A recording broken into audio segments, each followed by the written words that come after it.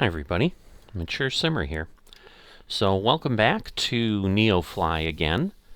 So we're going to be continuing on here from Akron Canton Regional. And I think I'm going to go ahead, of the choices I've got, doesn't look like I can really do any doubles. I just don't have the capacity at this point. And doubles meaning a passenger with some cargo, like I've done the last couple legs. My biggest interest in this flight is going to be to see if I can have a good flight and a good landing, and if there's any substantial movement on the airframe wear and tear, because I think I definitely hurt myself flying in unsafe conditions on the last episode and really taking off poorly and then landing extremely poorly. I went down, so my airframe's at 80% right now. At some point I'm going to have to fix that, but for now, at least if I can learn how Neofly does things, that will help. Some of the flights were basically 30 miles, so this isn't that super long, but in theory, if I'm losing 4 or 5% on the airframe, that would tell me that. And the other reason I'm doing this is if we go down here to the others, while I get a good payday for flying a long way, you'll notice the experience is exactly the same for all the flights. And right now, I think that tends to be the biggest thing that I have available to me, because I only have 4 flight types right now, and I think getting different options is going to be helpful to be able to have, again, choices and things that might give me different experience and so forth. So I'm trying to target really the experience bar more than anything else. And at only 10 experience per each thing, it's definitely not going quickly. So based on that, I'm just going to try to take kind of the shortest one. I'm looking for something with hard runways, because that will just give me a better chance of a clean landing too. Transporter from dispatch. The passengers for the concert are waiting for you at the boarding parking. Oh, I did not realize that boarding has started. They were concert people, but okay. Alright, so we need 372 pounds, so that's only 5 pounds more. That'll work. Everyone is accounted for. Time to take off. Alright, so we're going to have to get everything moving along. Oops, I gotta turn the fuel on. Everything looks good from where I'm sitting. Taxi to the runway and take off. Alright, so we should be good. Do have to set my weight again, because now it's light. So I need 377-ish. So that should work. Yeah, we've got 3 greens.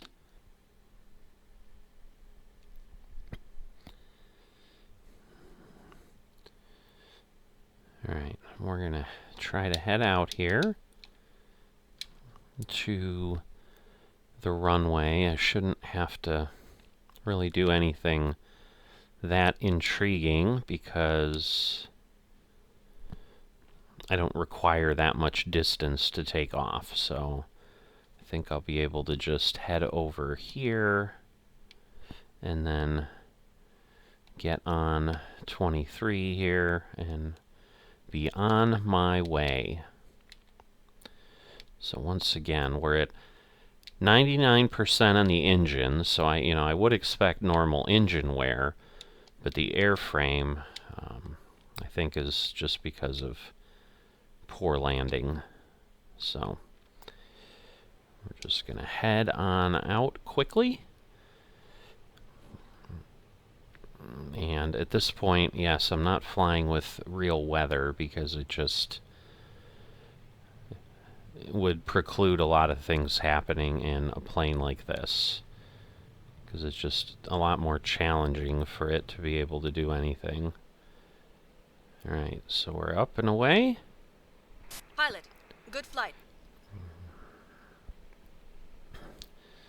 So, and we're basically wanting to be on 247. So the nice thing is this runway kind of gets us on the right heading. for the most part, and we can just head out and cruise away. So once again, about 18 nautical miles. So this might actually be a relatively short episode this time compared to the others, where I either was doing a lot more discussion. But what I'm looking for with the career things is, exactly this type of thing where you're trying to build up and go forward. It's a little bit more structured than the VAs, where, yes, you kind of give yourself a flight, but it's just not the same. So let me do that. With the flaps going out, it's going to require a lot more trim, I think. So let me stabilize, and basically what I'm trying to do is get myself to the point where I can fly straight and level without having to do much with the yoke. So let me try to get back here, see if we're close. We're not yet, so we'll pull up some again. And basically, you keep resetting yourself, and then you just keep kind of playing with the trim wheel until the nose doesn't drop as soon as you let the yoke go. And vice versa, like if it suddenly... Alright. If it suddenly falls... So there is basically a runway that goes straight north-south. So I'm going to head this way a little bit so that I can just come in from the north end, because obviously I'd prefer not to come in from the south. So at this point I'm a little bit too far to the south of the line to the airport. So we're going to get to the other side and then start moving down. Alright, now it appears I'm going up a bit, so just did one trim down.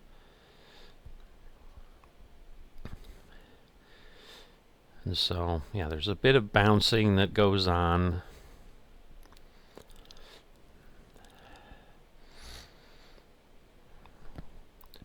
Alright, we're just about crossing the line. I do use Navigraph on a second screen, just so at least I can have an idea of where I'm going, because otherwise I think it gets a bit more challenging than I'm looking to have. If I really wanted to test VFR skills or so forth, that'd be one thing. But what you really need to do, that I've seen in figuring out a VFR flight, is you in essence have to kind of use Google Maps or something to eventually pick out your landmarks that you're going to fly to and kind of build yourself a plan. So whenever I've done any kind of VFR work or VFR training, you're following some roads, you're looking at specific landmarks that you can see once you're in the air. The challenge when you're in a rural area like something like this is you're really almost, I think, stuck with either water features, which there aren't a whole lot of. I think there's a body of a little pond there that I see on the map, I think. But unless we go way up in the air, it definitely gets a bit challenging to even see. So you're then stuck with roads, and then it's almost like you're driving with your car to some degree, which isn't that interesting. And the goal here is not to make the flights insanely difficult. The Cessna is not the fastest plane in the world as it is. So, even these little 18-mile flights take several minutes. So, alright, so now we're kind of heading back where we needed. If I sit at 250, 260, that'll still drift me out a little bit from the line. I'm already a little north of it now, but as you can see on my heading gauge, you know, both up here and, you know, here, that we are about, you know, 250 is kind of where we're headed. But we're not even halfway. We haven't even gone 9 nautical miles yet. So that kind of becomes a bit of the issue when you're working with an aircraft like this. And so, you know, if we're getting 30 or 40 experience per flight, we're looking at 30 or so flights before we're really even close to getting out of the first level. So keep that in mind. This is not going to be a short journey if I stick with this. But I will say, just even the little bit that I've done, there's just something a little bit more interesting about this. Well, a lot more interesting than FS Economy. You know, and some of it is certainly the interface. It just gives you more detail. I feel like I have more color around what's happening. So again, we've flown some coffee, we've flown some clothes, we've flown some magazines. There's a little bit of that in FS Economy, but usually it's just a bunch of passengers that are going, and you know, here I've just got one seat. So it's not as if I can fly a whole ton of passengers anywhere. So I'm not going to be making that kind of money. But the benefit would be certainly if I could rent a plane, that may be a good idea. You know, the challenge I think is going to be that if I'm doing that, I do need to stay relatively active here because I think it does charge me per day to own the plane. But once again, versus like FS Economy where it's hundreds per hour, it seems to be a couple $100 per day here instead. So it's a little bit more reasonable. But we're also not getting paid nearly as much. Well, although I don't know that that's accurate because we're getting a couple $1,000s here to ferry one passenger, and usually in FS Economy the passengers were under 1,000 even for pretty long distances. So I think I've gotten this kind of leveled out here at 1,500. Let me just take a quick look at the airport here. So it's at 11:30, so basically we are at about 400 feet above ground level from where we're going to be when we come up on that airport. So we can be close because we're not going to have to descend very far. Alright, some striped farm fields there. Kind of interesting. But we're getting maybe within 6 or 7 miles. So definitely still have a little ways to go. But yeah, I don't know how else to describe my experience thus far other than for whatever reason I'm enjoying it more. And the best I can determine that is because of the interface. Because, you know, I could certainly be flying a plane like this and the other thing. It's not, you know, over a CJ4 versus this. That can be remedied. But there's just very little about the other economic universe that makes it, that kind of draws you in, I guess. And I think also the promise of different mission types is also something that I definitely am interested in. Oh, I'm actually losing elevation again somehow. So I gotta be careful because otherwise I'm gonna be way too low. Was drifting away from the line a little bit as well, but we just went by some sort of a town or populated area there. I think it's Dalton. So this is straight south of Orville that we're headed to. If you're familiar with this area at all, I am not, but just reading off what I see on my map. But I do need to start scanning the horizon for an airport. You know, because the challenge is, like right now, I'm only like going to be like 1 nautical mile away. And I don't know that going down even 200 feet in that distance might not be terribly reasonable. So that's why I'm turning to the right a bit. Give myself a little bit more distance to the airport. But it's probably not much further than, say, that house, that barn over there, whatever it is. I'm going to try to trim up 1 notch again, because I'm not losing a ton of distance, but I am probably going down 10 or 20 feet every little bit, so I do have to be careful there. Yeah, I'm thinking this may be too low, because it's just going to be really difficult, I think, to pick out the airport until I'm literally on top of it.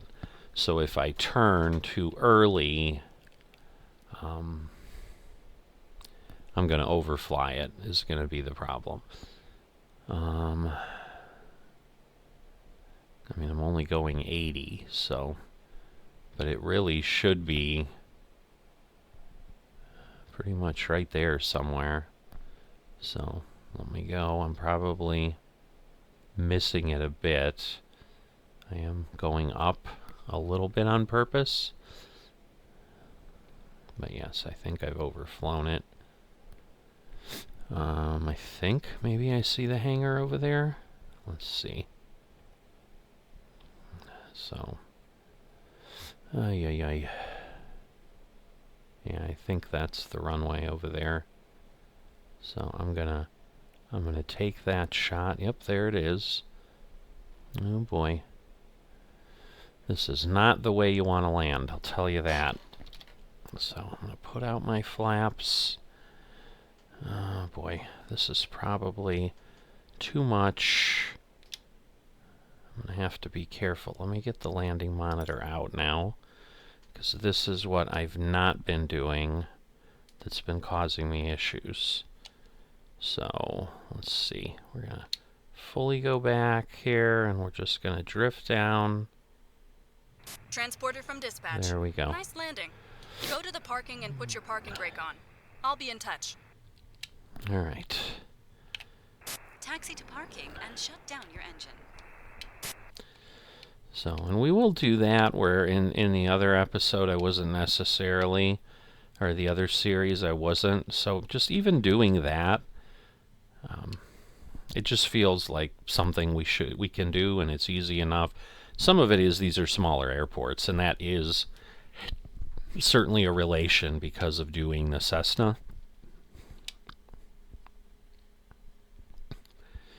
But, you know, not having, you know, a new airplane progression or all of that, it just doesn't necessarily feel like a problem here. So this is a pretty built up space. You know, and I think some of these airports are relatively modeled. You know, I don't know how well they're modeled, but I think they use the, you know, Google Earth maps and stuff to make it a bit realistic. They probably want me over there, but we're going to go ahead and stop here, because I will probably see, you know, I've got some time. I may take one more flight here, but let's turn things off. Transporter, you can open the doors and begin the disembarkation. All right. So there we are. And we'll go back here to Neofly. So again, it's nice because it's only $65, but let's take the quick look here at the hangar. See, and we stayed at 80%. So I do think I created my own damage. So it's critical that I have clean flights, is basically what I'm seeing. All the passengers have disembarked. Good job. All right, See you soon. so we're now over 20,000. We're going to take a look. Everything is on board. So let's see. We don't really have anything that we can do. Yeah, see, it's these deposits that are the killer, honestly. You know, having 73,000 to deposit. Oh wow, this is a bigger plane than I'm thinking. And I did find out when I looked, like none of the other planes that were available at the one airport were things that I could even get in Microsoft Flight Simulator in a way that I could see. Okay, so this Bonanza G36 sounds like it's actually an aircraft that is available within the game, but again, I don't have enough, because I could take a loan. That might be something worth looking at, but at this point, you know, because the benefit here is, like, I can do 5 passengers if I do that, so that would be a big difference. I've never flown this plane, so that would also give me the opportunity to learn it. Right now, it's not an option. But it's good to know that it's something that I can keep track of and focus on, and that might then work well. But at this point, I am going to go ahead. Other than not having the beacon on, I think I did okay. So if I go to the log, yeah, I got everything except that. I'm still having this elusive result of getting that, you know, which is the security where landing light, beacon, and taxi speed are adhered to. You know, it looks like most of the things out of this airport I can take. I'm definitely going to just have to take a look at what my options are next time. But hopefully you've enjoyed this.